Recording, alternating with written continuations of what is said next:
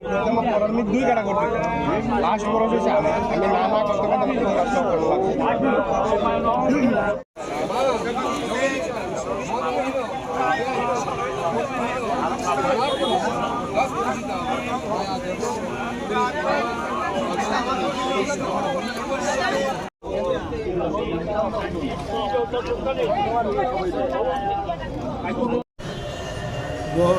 মহালয়ার দিন তর্পণের যে উদ্দেশ্য, খালি মহালয়ার দিনে যে তর্পণ হইব তা না, যে আমাদের যে ভাদ্র মাসের কৃষ্ণা প্রতিপক্ষ থেকে এই যে মহালয়া পর্যন্ত এই 15 দিনকে আমরা পিতৃপক্ষ বলা হয়।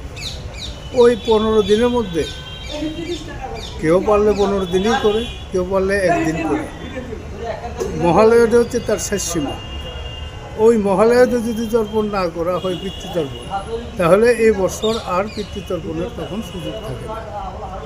যার লাগে সবাই তো সবার কাজকর্ম নিয়ে ব্যস্ত, 15 দিন করতে পারে না।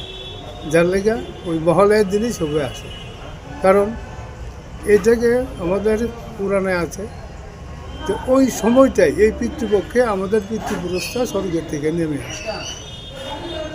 আসে। তখন ওই তার উদ্দেশ্যে জল তিল দান করা হয়।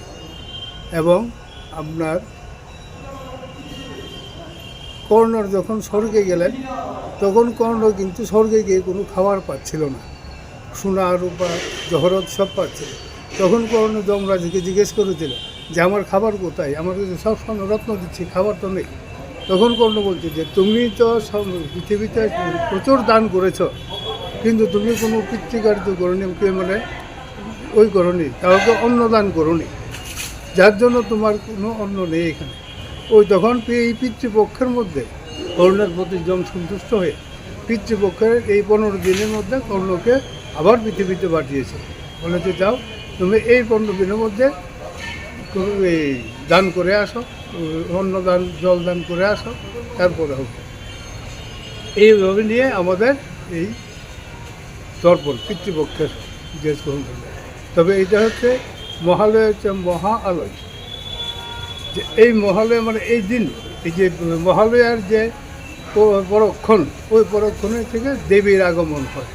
ওই দেবীকে আমরা ওই মহালয়ার মাধ্যমে দেবীকে আমরা আগমন করি, এবং অন্ধকার থেকে তখন আমরা সবাই আলোর দিকে পদার্পণ করি। আর শুভ শক্তির দিকে তখন পদার্পণ করি, অশুভ শক্তির থেকে শুভ শক্তির দিকে পদার্পণ করি। এইভাবে মহালয়াটা আমাদের হিন্দু ধর্মের উপরে সবসময় আমরা পালন করে আসছি। অনেকক্ষণ ভালো হয়েছে।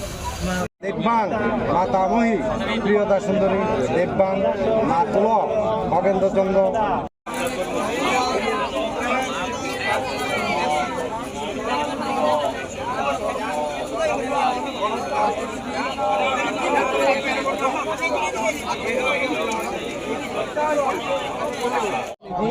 পুরো